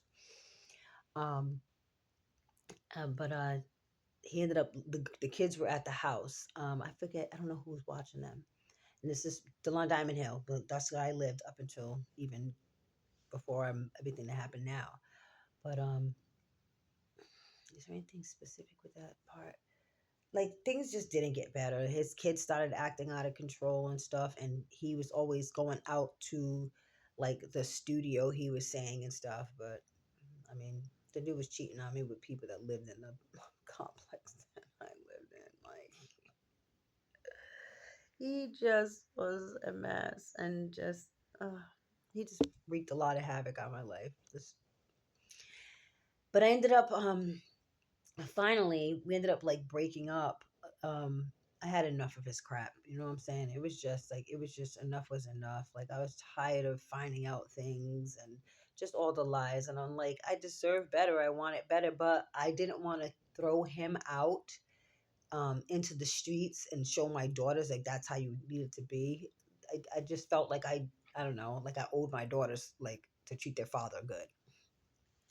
So he was like staying on my couch, but staying on my couch, he thought that he still controlled me. Now I I started acting like he did, which not an excuse. I'm taking my responsibilities, you know what I'm saying? Like, he used to go out all the time. I decided when I broke up with him, I'm going out. I went out and got myself a new boyfriend. I would disappear on the weekends and stay in Providence, hanging out with my brother and his little friends. I had no business. None. I was acting stupid. Like, God forgive me. Sorry, Keisha. You're not stupid, but I was acting it. And this was driving my kid's father crazy. He completely lost control of me. Like, I really broke free. I thought I was free. I thought that when I broke up with him after all the hurt he did, I was healed. I wasn't broken. I wasn't nothing. Clearly everything that I was doing, I was broken. But I started dating this kid, again, no names. And my birth mother started staying with me, so that started to give him a outlook, a way out to do what he wanted to do. And this man used to like hunt me. We was at the girl's house that we had stayed in Providence, but he was physically abusing me, like when he felt like it. He popped up there one day. I know now because she disappeared out of the room for a minute. I guess they was out. Like, he knocked on her door. He didn't know I was there. He was coming to see her on the low, but I was there with the guy that I was talking to and his cousin. So and she was gone for a minute. So they must have been into something. But he came into the room and then he started flipping out when he seen I was in the room. Like, now, like in hindsight, now that I'm looking at it, the way he acted and stuff, it all made sense. And I did not read the moment at all. He was coming there with her, but he thought that she might have had somebody else in there. She didn't tell him I was there. You know what I'm saying? But when he seen that I was in that room, he started flipping out, trying to drag me out the room, like all eyes off of her. He didn't care about her anymore. He was mad that I was there with the dude that I was talking to or whatever, because he didn't know I was there.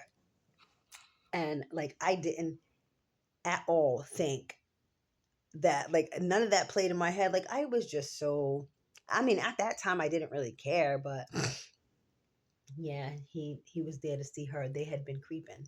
And I didn't find out about them literally to the Lord literally showed me. I did not know. Like, I was so naive. I did not know. I even ended up helping her again afterwards. She stayed in my house afterwards. Like, so naive. I don't even know if I need to go deeper in on this, but I want to talk about getting away. So yeah, we broke up. Not even about getting away because, and I am telling it right, because it's not even about getting away. Like, I broke up with him, and I did not want to be back with him. I did not want to be in a relationship. He moved in with his brother finally. A situation happened. He got into a fight with the guy that I was seeing and stuff, and he just acted crazy. He broke my cousin's door and stuff like that. You know what I'm saying? And tried to like crush this guy's head with a bottle and stuff. So he ended up moving in with his brother and stuff. And shortly afterwards, he was able to get me back to. We was still messing around, right? But I didn't want to be back with him, and I didn't want him to move into my house. But and I didn't know he could have been messing around with people. I really didn't care. I just knew I didn't have to deal with them, you know. And while he was staying at his brother's house, like, we started hanging out a lot more and stuff. Like, I would come over and we would like sit with his brother. We always like had good sessions sitting together, listening to music, whatever, and talking. I never ever felt like I was a part of their conversations, no matter how hard I tried. Like, I just never understood half the stuff they were saying, but like, we used to chill. And then after a while, I started feeling like, oh, maybe I do care about him. And when I expressed how I felt, because he had wanted to get back with me, but I was like, nah. But then I started like wanting him back. And like, when I tell you that was his moment, he enjoyed dissing me. Like, the pleasure he took in it was just crazy. But I could see the pleasure he took in it. And while I was a little upset when I left, because that was it for me, I'm like, all right, so this has just been like a game. And obviously, I didn't want him out. It was just about the act to me. You know what I'm saying? This is without having to be explicit, because you never know who's going to be listening. And I don't want to be inappropriate. But it was more about the act for me. But then I just started having feelings for him again. Like, just, I don't know. For some reason, I don't know. And he turned me down with a Kool-Aid smile, let me tell you. And from that moment, I was like, you know what? I had enough. Like, I could see the pleasure that he took in that. I had enough. So once I walked away from him, then I did not care. He thought it was more than that. Like he tried to parade his new girlfriend. Honey, I was always secure in how beautiful I was. Like I don't have to. Yeah, no, we're not doing that. Like I don't care about your girlfriend. Like you know what I'm saying? And we stopped messing around for a while, and I was by myself for a while. But I had boyfriends in between. You know what I'm saying? Like I wasn't like just all by myself. Whatever. I wasn't like that. But it wasn't about flaunting to him. I didn't try to like make him jealous. Like that was not never something that I tried to do. Like that was just dumb. Like I think that was dumb and childish. And he's older than me. But we started seeing each other again, even though he had a girlfriend. Cause it's not an excuse. It was literally just a. Uh, it was just for the act, for lack of a better word. So but he would tell me that they weren't together, they broke up and stuff. I didn't know, didn't care. You know what I'm saying? I wasn't in it. I wasn't calling him. Like it was just about business, that situation, and it got done, and that was it.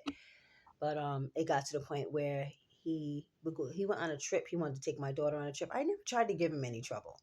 We never like just used to do things like he would talk me into doing stuff. We'd do stuff, and then afterwards he would treat me like crap, belittle me, and like try to cause a fight between me and the girlfriend. I'm not bothering this girl. I don't even care to call this girl. Like, you know what I'm saying? If you're telling me you're not with her, then fine, you're not with her. I don't really care. I'm not trying to get back with you. It's about the act. That's it. We do it. You go. You know what I'm saying? He would help me out with the only way that I could get him to help me out with stuff is if I gave him what he wanted. You know what I'm saying? And all he ever really wanted was sex. So, like, all right, we could do that. Like, we were doing that for years. So, yeah, I can do that. You know what I'm saying? Not a big deal. And it really was big manipulation. Like, anytime I wanted help with money for whatever I needed with the kids, food and stuff like that, like, I had to sleep with my kid's father in order to get it. Like, if I had a bill that I need help with, I had to sleep with him to get it. Almost like a prostitute, to be honest. Sad, but that turned into a bigger manipulation. Like he started like talking me into doing stuff that I would say no to when we were first together. And I'm not gonna even get deep on that, but like I was doing stuff that I did not. I never liked girls. I don't like girls. You know what I'm saying? He was getting me to do stuff to like it just he just uh, you listen to this and you're like, oh yeah, it was just your choice. Like I would say no. This man would flip things and just I would just give in because it was like exhausting. Like it was just so exhausting. Like how, like, fine. Like, all right. Like he just was able to manipulate me in just crazy ways. Um, but he would get me to fighting with his girlfriend. He went on a trip, took my daughter on a trip, and that was fine with me. You know what I'm saying? They should be able to go on trips because she had a daughter.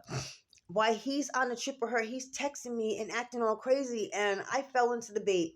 I flipped out and I'm cussing him out. And he was like, oh, you're just jealous about my girlfriend, blah, blah. I'm like, jealous about your girlfriend? Dumb move. So I hit her up and I let her know, like, why your man hitting me up while you guys are on vacation with blood? Fell right into his trap. Like, she must have already been, like, knowing or getting an inkling that we and him were still seeing each other. I fell right into the trap. She didn't believe a word I said. She really thought that I was just manipulating and I was jealous. That's what she said too. Oh, you're jealous of me, huh? I was like, sweetie, your eyes are pretty, but that's about all you got on me. Like that was the comment I made. Like, God forgive me. I don't even mean to, you know what I'm saying? Because I was wrong. I shouldn't have been doing what I was doing, but like that was just something that happened. But I shouldn't even have said that. But I'm sorry. Anyway, he was manipulating, getting us to fight with each other. And but yeah, I was not like she wasn't gonna make me feel less than, sweetie. No, like the fact that he's still coming back, I like you like to tell yourself that they're coming back because they care or that they still love you. It is not about that. Narcissists like to have their cake and eat it too. They like to be the boss, and they like to be the puppet master. They like to be the one in control at all times. Like it's got nothing to do with your looks, got nothing to do with how they feel about you. It's about their own greed and own sexual appetites. It's not about you. It's not at all. Don't fool yourself into thinking that's what it is. It's not. Even to this day, it would still be the same. If I opened up and called that man, it would still be the same way. But I'm done. But anyway, um, a bunch of craziness went on with that. But now we're gonna fast forward. Um, I tried to stop seeing him, and this turned into I had he wanted to hurt me. Like he just wanted to hurt me. One day, this woman that I know had a almost mental breakdown. She was talking about killing herself and her kid. So, and she had a son that was special needs. And so I told her, I let her know, I'm gonna call the hospital. I said, but I'm gonna take your son. I'm not gonna, you know what I'm saying? I'm not gonna just leave him or let DCF take him. I'll take care of him until you get out of the hospital or whatever. I didn't know how long that was gonna be. I had no idea. But I didn't want her to hurt her son. I definitely didn't want to hurt herself. So I called the ambulance. They came and got her. I took her son up to my house, and he was paranoid with shutting the door, and he went to the bathroom with the door open. Now he's a big boy, not like he's the size of him wasn't like his mind wasn't his age, like he was years younger than his age in his mind, but he was afraid to close the bathroom door, so he went pee, and while he was going pee, my daughter was on the landing in the bathroom, I mean in the hallway. So, and I was on the phone with my kid's father's oldest daughter at the time, and I said to him, you have to shut the door, my daughter is standing out here, you cannot leave the door open. Like, you know what I'm saying, still letting him know, like, you go and pee with the door open is wrong, there's little girls here or whatever. But I'm on the phone with my kid's father's daughter. Now she acted normal, you know what I'm saying, it was the situation, it was handled, it was fast, nothing, the big deal. But she was supposed to come get my girls that night, but she didn't end up coming. They were supposed to sleep at her house because she's an adult now with her own kids, you know. And she ended up calling her father and letting him know what happened. This is a excuse for him now. He was probably looking for a reason to just get out and start some stuff. And he's been trying to make me look bad. So I went to sleep that night. I wasn't doing drugs. I probably smoked weed, maybe. I don't even think I did that, but that was the only thing that was, you know what I'm saying, probably available around me and on that time. So I went to sleep after the boy went to sleep. I had all the kids went to bed. My two oldest two, my two youngest, and that boy, but the boy slept downstairs on the couch and the girls slept in their room on their bunk beds. And during the night my kid's father broke into my house, broke in through my window and kidnapped my daughters. It was kidnapping. That's what the judge said. The judge let him know you kidnapped your own children. Like you came in her house, you walked around tiptoeing, going through her stuff, trying to get the kids' stuff, and you snuck out of the house. Like that's kidnapping. You kidnapped your daughters. But before we seen the judge, I tried to call the cops because I woke up. There's nothing like waking up, being a mother who's always around her children, waking up to your daughters missing, both your daughters missing. I was having a fit. Nobody would tell me. His kids wouldn't tell me he had my kids. He didn't answer my phone calls, nothing. So I'm thinking somebody kidnapped and stole my daughters. Like this, it was chaotic. Like narcissists are crazy. They will try to hurt you in just unbelievable ways. Anyway, so I called the cops. The cops like they can't do anything because he's their father. You have to take him to court. So I can't even tell you. Like when I tell you spiral, I spiraled. I emotionally shut down. I stopped taking care of myself. I lost a lot of weight. Like I wasn't used to not being around my kids. He wouldn't let me call my daughters. He wouldn't let me see my daughters. He didn't bring them around. Like it was torture. Like it was torture. If I did call them, he would be listening on the phone and like you if I said anything, any type of word that he could manipulate into something, he would flip out, hang up the phone, make it sound like I was trying to like manipulate my daughters. Like it was crazy. Just such a crazy situation. Like you hear people tell you about never going to court with a narcissist, how they could manipulate and twist things. I mean, this man did it to the full to full ugh, it was crazy. I was messed up, like messed up emotionally, just ruined. It took a while to go to court too. Like when I got my daughters back, they were bigger, they were different. They just he had changed their minds. He was feeding into them negativity and just talking bad about me. And a kid's mind is really easy to warp, especially with a narcissist. They know what they're doing. That's their main goal. That's a job to them. That's a job to them. But we finally ended up going to court, and when I went to court, I went into court. Before I went to court, I had I told the Lord, like, I'm going into court with the faith of a mustard seed. I'm putting everything in your hands. I'm not going to go in there and tell the judge that this man's a drug addict, drug dealer. None of that. I'm not going to do that. I'm just going to go, and because I was sober. I went in there, I was clean, nice and cleaned up, everything. You know what I'm saying? Like, I want my babies back. That was like a crazy time for me. Like, that was emotionally ruining. Um, and also, okay, that's irrelevant. But anyway, and while we were sitting there talking with the judge, now this man's telling the judge how my children are afraid of me, that all I do is rage out, yell, and I hurt them and stuff. So they don't want to live with me. They want to stay with him. And when the judge got to me, I just asked the judge, "Can you please just talk to my daughters and like find out if this man is telling the truth? Because I'm not even gonna counter it and oh that's not true. Or I didn't do none of that. Can you just please speak to my children?" So the judge, after hearing how long my kid's father had my children, was like, "So I'm gonna have you come back." He's like, "But what I'm gonna do is tell you, send them girls, bring you got to bring these girls home by I want to say it was like 5 today. Like he had to bring them home." Like I was so happy. I was so happy because I was like, oh, it had been so long since I held my daughters. It had been so long since I talked to my daughters. Like when I tell you, this man tortured me. He tortured me. Like none of it. It didn't compare to the years of cheating and abuse. It did not matter. The torture that I went through from this man taking my children, and I got him back, and they were so different. My kids were so different, but they still loved me. Like, you know what I'm saying? They still loved me, but they were so different. Their minds were different. They were just so different. And I'm crying because that was I was so happy. I was so happy when the judge gave me back my daughter. I was so happy. And yeah, it was only for a couple of days into court, you know what I'm saying? But the judge was like, you can't talk about the case with them. You just need to spend time with them. And I didn't want to talk about the case with them. I wanted to just hold them. I wanted to have fun with them. We used to have like Nerf gun fights and stuff. I was always so close with all my children. We used to do all types of stuff. As soon as I was just me and my kids in the house, like we had blast. I didn't have to tend to a man or worry about what mood he was in. Like me and my kids had fun. Movies, like when they came home, we had like balloon fights and stuff. Water balloon fights. We put on our bathing suits and was having a water balloon fight outside. Like we had a blast. I just let them be kids.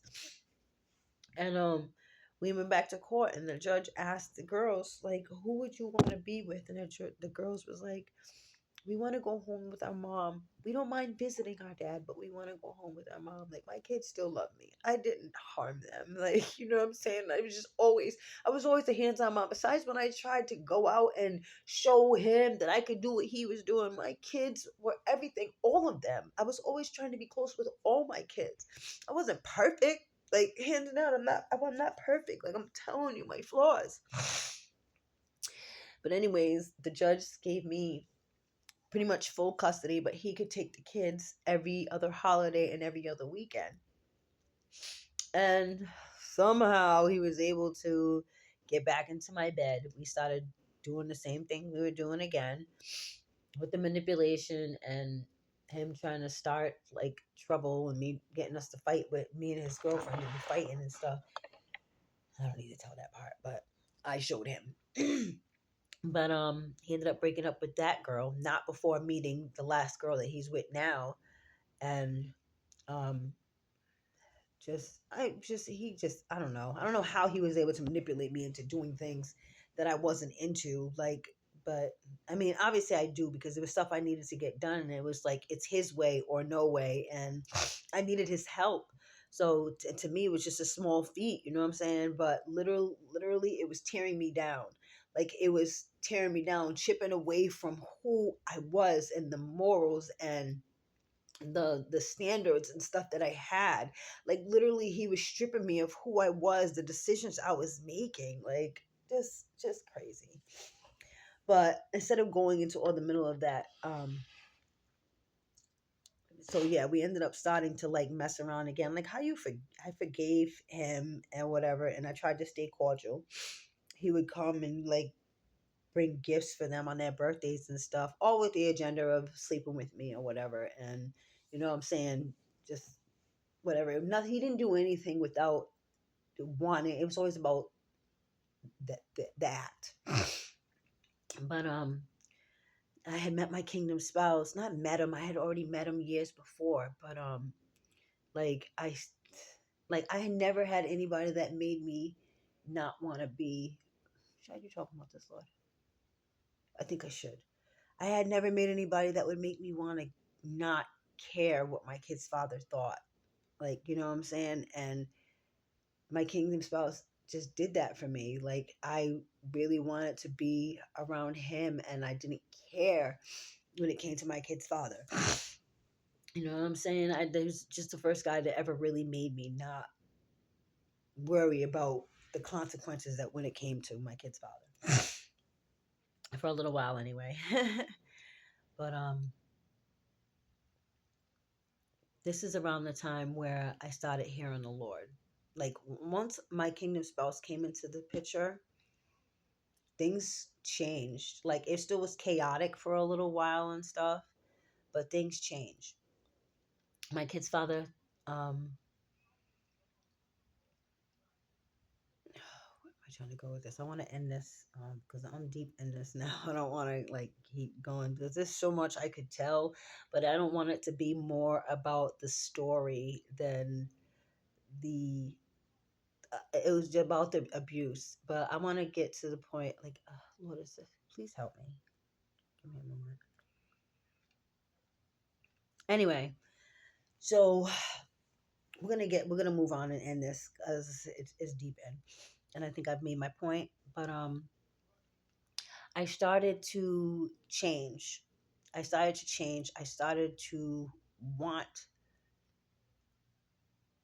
um just different things, and I don't know if that's appropriate. Like I don't. Some of it is just too inappropriate to be telling on here, especially if it's the kids to be listening. So I'm gonna skip to the end, towards the end. All right. When I started to hear the Holy Spirit, I started to like try to back off of my kids. Okay, okay. Thank you, Lord. Thank you, Holy Spirit. I started to try to back off from my kid's father just before I knew that I could hear the Holy Spirit fully. I was hearing things, but I was just chalking it up to I would make an excuse for what I was hearing. Like it was crazy. Like I was just making an excuse, like, oh, that's just because of this. Oh, that's just because of that. And my son would even tell me how he'd be in his room and how I would respond to stuff. Like the Holy Spirit speaks to my kids too. They just haven't realized it yet. Like it's crazy. The Holy Spirit can speak to he speaks to all of us. You just have to do the work to sit with him and listen for him. But I know that he was speaking to my kids. He was speaking to my through using me to speak through my kids too. But in whatever situation they were dealing with in the rooms that they were dealing with, and they just didn't know. Like that's just deep. It's just deep. The Lord is deep. But anyway, I started to try to back away from my kid's father. I started trying to lock my house up and stuff. I would lock everything up because, all right, the dude already broke in and kidnapped my kids once. So I'm like, I would try real hard not to forget to lock things up. So then the manipulating narcissist that he was, my oldest daughter, he never showed my kids really love. He played with my daughter when she was a baby and stuff, but he never really showed them love, you know, unless he wanted something. And my son wasn't hearing it. My son knows about all the abuse. My son was not hearing that, man. He does not respect that. He doesn't respect men putting their hands on women. Like I'm glad that that didn't boil over to my son. But my son just don't respect him. I really want him to forgive him because there's no reason in the world to hold hate for anybody. I've forgiven my kid's father. I don't hate him anymore. I don't hold any. I could say that I love him with godly love, but that's as far as it goes. I don't hate him in any emotional way or anything. Like I'm over all that. But anyway, he started um, paying my daughter, my oldest daughter. Like I think that I honestly feel like she does remember the abuse. But my daughter is, I feel like she's kind of selfish, and she doesn't care about much anything but herself. And this is not about her, but it goes in with his manipulation. So he started setting up with my daughter where he'd pay her and let her. I didn't really talk to my. Yes, I did. I talked to my older two about the stuff that was happening, probably too much. And my daughter still was secretly allowing him to pay her and unlocking my daughter, let this man in. And this is the part where I said trigger warning about the SA. And it's not going to be too deep, but he used to always tell me, like, if I ever refused to have sex with him, that he would take it. After knowing that I had been raped, been molested throughout my life. So, you know what I'm saying? Like, I used to just give in with these situations. I didn't even realize that my daughter was letting him. I don't even know, like, where my mind was at to even thinking about. And he would always bring me drugs too. He would bring me drugs, like, so, like, it's just crazy. Like, when I tell you a whole, just manipulating, narcissistic demon. But I ended up finding out in the end, towards the end, that my daughter was the reason why he was coming in. My daughter was unlocking the door and letting him. My daughter had told me, "Oh well, I don't even know how it came out, but like, she thought it was a joke. Like, how do you not see what this man is doing to me? Like, it might have looked like to them because they don't understand that I liked what was going on, but this man was manipulating me and making me do things that I did not want to do. And even at the time, I was thinking that I was in control, but I wasn't in control. It was really his world. It was really his world. The things that I was doing, it was his world. I'm like, I didn't want to do the things that he had me doing, but it was the only way that I could get help with the kids that he was not coming by to help with, unless it was a holiday that he was using as a ruse to even come by for sex, anyways. Like, he didn't just do anything for no reason. It was always an agenda behind it. But my daughter was part of it. Now, mind you, she's 17. Like, this, I don't know how long he been being let in the house by her. But he would text her at night and find out what I was doing, and he would tell her unlock the door, or, you know what I'm saying, or he'll give her money or whatever, unlock the door, and she would let him in. Like, knowing that this, I'm trying to stay away from this man. You're letting this man in. Like, my daughter is older now, but now she acts like she hates me. And I've tried to explain this story. Like, the reason why I left everybody and I got away from everybody is because, one, the Lord told me to. I had to heal. The Lord told me to. But anyway, I'm gonna get into this. I can do all that after. So whatever, I found out that that's what was going on and stuff. And I was like, you know what I'm saying? Like, why? Like, why would you let him in? I'm trying to stay away from him. Like, you don't understand the stuff this man is doing to me. Like, I wanted to stay away from him. So now we're fast forwarding. I just wanted to get that part in because that's how he was still being able to. No matter how hard I tried to get away from him, he would find a way through people. Through, they called flying monkeys, like using flying monkeys to find out what I'm doing, how he could get to me, who's in my life, whatever. So again, I want to end this. So the Lord, I started hearing the Lord, and I started changing. I started fasting. I started praying. I started reading my Bible, and the Lord was revealing things to me, letting me know, um, like, just promises that He had for me. And during this time, this fits into this story, so my mom feeds into this too. Um, I didn't know about my mother, and I didn't know about the stuff that my mother was doing to me. So I had let my mom know the blessings and the revelations the Lord had gave me, the visions and stuff, and my promises. And little did I know, my mother had plans to deter it.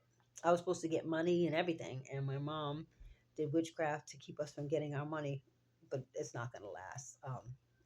There's nothing, anything that's for us is for us, is coming to us, but whatever. All right, back to the story. Um, I started to change. No more doing any drugs. I started again getting into my Bible, reading, getting up, just making sure that it was all about the Lord and my kids. Like it was just us, and I was really staying away from even sleeping with my kid's father. Like really staying away. And the Lord was like just showing me things I had to get out of my house, things that were cursed, things that my mom had cursed and given to me as Christmas gifts and whatever. I had to get all that stuff out of the house, and also like the bad food and stuff that I had in my house I had to get rid of and stuff. And I was trying to teach the girls at the same time. Um, I wanted them to get off social media and not like depend on that stuff because their dad is the one that got them into that type of stuff. So I wanted to get them off of there, and they were not happy. And at the time, the Lord was telling me how I was disciplining my kids wasn't ideal. Basically, like I didn't have to hit them and yell at them. I needed to allow them to express themselves, and I really fully embraced everything the Lord was teaching me. But my kids were countering me. They were countering me with anger and having fits and stuff. And like I was like keeping my composure, but at the same time, like still human. Like that stuff was still getting to me. You know what I'm saying? Like I didn't know what to do. So I was crying out to the Lord, like, what do you want me to do? Like I'd be in tears. Like I don't know anything other to do but to yell, like to basically scare them, to put them in check. Like, you know? But I didn't want to cross the Lord. But the Lord was telling me and teaching me I wanted to change. Like I didn't want to be the old person I was, and I didn't want to be the angry person that I was. I wanted to be made new. So um, my kids called their father. I had needed him to come to go to the store and get food for us because I was fasting. Pentecost, I think it's Pentecost, right? Passover. And I couldn't, like, there's certain days that you can't, like there's just rules, you know. And my kid's father came, and I said, oh, I was glad that you came. I was like, can you go to the store, you know what I'm saying, and go get us some stuff? I gave him my card, and he was like, yeah, let me take the girls whole setup. And I could feel it. My discernment was telling me he wasn't coming back. And let me tell you, he didn't come back. He took my card, and the girls did not come back. Didn't get me food, nothing. He just disappeared. Made sure I didn't have nothing. I didn't have nothing in my house. Like when I say nothing, nothing.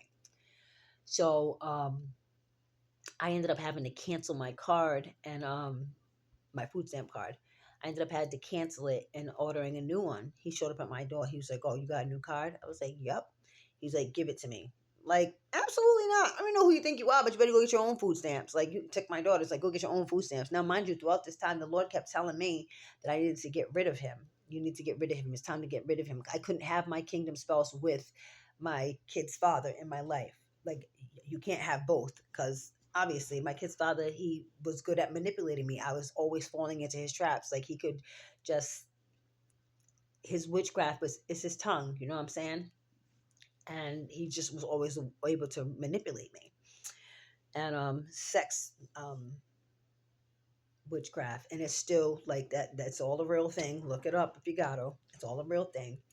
But uh he was like calling me out my name, swearing and stuff. And mind you, he didn't bring my daughters. I still hadn't seen my daughters. I didn't fight him because I was just like I was honestly really exhausted, and they were older and out of control. So I was kind of like relieved, like they went with him, but they wanted to live with their father because they didn't want to not be on social media. They didn't want to change. And I didn't realize, like me, while I was learning through Passover and learning how to fast and all that stuff, that I wasn't supposed to be. My kids could still eat how they wanted to eat. I was the one that was supposed to be learning. Like it's my decision. You can't make. They learn by your actions, not by your force. And I just was going about it wrong. So I was wrong. You know what I'm saying? Caringly wrong. But anyway, the Lord kept telling me, no KB. All right. Those are my kids' father's initials, no KB. And I was like, okay. Like that's what would come up on my phone. Like the Lord speaks to you in many ways. But he kept saying, no more, no more, no more. But I had stopped calling him. I had stopped taking his messages. I blocked him. Like, you know what I'm saying? He wasn't coming into my house. Like I didn't understand what the Lord meant. So I took my phone and I broke it. Like, all right, so now he can't contact me. Like, what do you mean no KB? Like, that's it. There's no more him. But what the Lord was explaining to me is you're gonna have to give, like, afterwards, after my kid's father, he tried to come back to the house and tell, like, pour out his love for me. He said he was done with the latest girlfriend that he's with. I'm not with her no more. We broke up. He tried to tell me a story about her, whatever. I didn't believe him. It was lies. It was just for him to get into my pants, really. But I didn't believe him, and I told him I'm done. Like we ended up even having a conversation about the Bible, and he was trying to tell me how God belittles women and calls them prostitutes. Like you don't know what you're reading, because God calls all of us prostitutes that are going after other things than him. You know what I'm saying? And not following the rules of the Ten Commandments or whatever. Like, no, you're reading the Bible wrong, but you're not about to come in here and tell me about my God. Like, I actually hear from the Lord, like, no. He's like, oh, yeah, that's because you're psychic. Like, he kept trying, the demons in him were trying to, like, deter me from, I'm not psychic. No, I'm not. I talk to the Holy Spirit. The Lord speaks to me. It ain't got nothing to do with no psychic, nothing. So, after that, the Lord, while he had the kids, the Lord told me that I needed to give him the kids. Like, you have to give him the kids. He'll bring them back full circle, but I had to give him the kids. Now I'm thinking, all right, I can handle that. The kids can go with him, because now they're older and he had changed them so much from the first time he had kidnapped them. So, like, this time I didn't. It was still a kidnapping. It was still a kidnapping because he took them without permission and not on when he was supposed to take them. So it was still a kidnapping. But when he came back finally with them, he had already decided he's going to bring them back to come get their stuff. But little did he know, the Lord had already told me, you need to give him the kids. So, and that I didn't need to worry that the Lord he will make a way. I will get my kids back. They will know fully and get an understanding. Let me tell you, this walk ain't for the weak. It ain't for the weak, because when you hear, and I'm still to like this sometimes to this day, when the Lord gives me a revelation about something, I still feel like I understand it in my own way. The Lord does things in ways that you can't even understand. And the way you think about how it's going to be done is not how it's going to be done. It's not going to look at all the way that you think it's going to look. But anyway, the Lord said to give him the kids. So when he came, my girls got out of the car and they was looking mean. They looked like they were so angry at me. And they came to get their stuff, and I was like, it's all right. He was like, oh, they're coming just to get their stuff. So I'm like, all right, they can get their stuff. They went up to go get their stuff, and my kid's father's like talking to me and yelling and swearing and calling me out my name and just trying to fight me. And I knew that because I had got into an argument with him one time before, and the Lord had told me no. Like in the middle of the argument, the Lord yelled at me, and I was like, oh, and I just shut up and I calmed down, because we was like at the door, like a push. I'm like, get out, like getting all and he was getting my energy the way that I was acting. But anyway, um, he was like, oh, you're not gonna give them a kiss goodbye. And I was like, they don't want to kiss me. You could tell they didn't want to kiss me. The anger that I was feeling from their energy was just radiating like rage. So I was like, no, they don't want to kiss me. They don't have to. That's all right. You can just go. And he starts flipping out. Oh, you're a bad mother, blah blah blah. And he had a narcissistic break. He started smashing stuff outside my house. Everybody's watching now. These people will call the cops on me if I play music. But you're watching this grown man, this big, he ain't that big, but like good decent sized man flipping out, smashing stuff. Don't nobody call the cops. Everybody's just watching. Like, oh, this is show. Give us something to talk about up here. And I had to call the cops, but the cops didn't do anything. They just I don't even really feel like they looked, because they never even came to my house. I don't think, did they? Yeah, they did come to the house, but they didn't pursue him. They just let it be. Um, I want to say shortly after that, he had brought in the girls to my house to they had gotten dropped off, and this is he's because he started a smear campaign. That's where I'm going with this.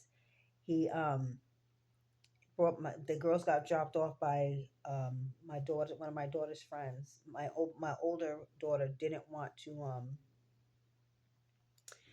see me. She didn't want to stay with me. She wanted to hang out with her friend. And the way he was teaching them is they didn't have to listen to me. You know what I'm saying? Like when I say he tainted my daughter's mind, he changed them completely. But they were knocking on my door. My door was unlocked. They could have just walked in, but they were knocking on the door like they didn't, like that wasn't their home for all these years. You know what I'm saying? For 12 years you lived here. Now all of a sudden you're acting like you got to knock on a door. Like they was completely like, I was like, why are you knocking on a door like I'm not your mother? Those were my words, right? Somehow he switched it around and told everybody in Woonsocket where I was living that that that I told my daughters I didn't want to be their mother and whatever, like that, and just a whole big smear campaign. And like I'm still to this day waiting for the Lord to vindicate me from all the lies and the slander that he put on me towards my kids, because my kids are still feeling like I just left them. And it's a big step. Like, let me tell you, like, when the Lord tells you to do something, you need to do it. You have to, because it's the only way you're going to get the outcome that is best for you. Leaving my kids, I never thought that it would be, like, leaving my kids with their father, I never thought that it would be this long. Like, I'm going on 4 years now. Like, 4 years. I've seen them. My mother, when I lost my apartment, I went to stay with my mother. My mom was receiving my kids. My mom had been receiving I didn't see my kids for 2 full years. My mom was getting them and not bringing my kids to see me. My mom knew that I was spiraling out of control because I didn't have my kids, and she secretly was not bringing my kids to me. She was never got along with my kid's father. As long as I was with him, she hated him for changing my daughter's name. Like, hated him with a passion. But to hurt me in cahoots, oh, she was right in. She joined in.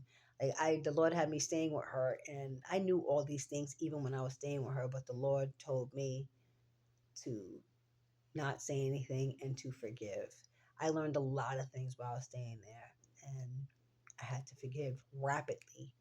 forgive and learn that the Lord was going to handle and know that the Lord was going to handle every harmful, deceitful, evil thing that they've done. Like, I had to learn real quick just to forgive. So I sat in that house downloading and receiving epiphany after epiphany after epiphany after epiphany. Like, but yeah, that's my story when it comes to my kid's father. I finally he did come back after this last time that I finally let him just take the kids this time. Because I did go to the cops, but they wouldn't do anything. They said nothing. That's why that was after I went to the cops. The Lord, yeah, whatever. The Lord said that I had to give them to him in order to do for the Lord to do what he needed to do. But he still came back afterwards to my house to try to manipulate me and to still being intimate with him and claiming that he wasn't with the kid's mother. Which, mind you, like, he didn't even bring my kids when he was coming. He was just coming himself. Like it could be just me. That must have been how he was doing it with his other kid's mother. But for me, like, I am all set. Like, you took my kids from me. Like, I'm like, I know that I had to give them up because of the Lord, but it was more of a manipulation thing. He thought that I was going to be calling, and I was at first. I was trying to call on their birthdays and stuff, but he would not give messages to them. He wouldn't let me speak to them all over again, just like the first time. But this time I had learned my lesson. I wasn't going to break down this time. He wasn't going to have control over me this time. Like, the Lord was teaching me, and I was growing in the Lord, and I trust in the Lord. It's not to say that I didn't have a lot of hard times thinking that, like, oh, I want my kids back. I wanted to give in so many times, but I just placed my trust in the Lord, and my trust is still in the Lord, even with the ugliness that it looks. Of course, my kids are feeling neglected and feeling like I don't care about them. I'm even blocked from my older daughter right now. Like, my kids feel like this is something, like, they all just think I'm crazy, but I just know the Lord made a promise to me. He said what he said, so I know no word returns to the Lord void. So nothing that he speaks. So I just know it's all going to come full circle. Um, yeah, that's the end of it. When I end it here. But yeah, narcissistic abuse is real. It really is. It really is real. I hope my story helps somebody and um, really just opens the door for you to call on the Lord and get you out of your situation. It is not safe and not good to let somebody just annihilate and tear you down. It's just not.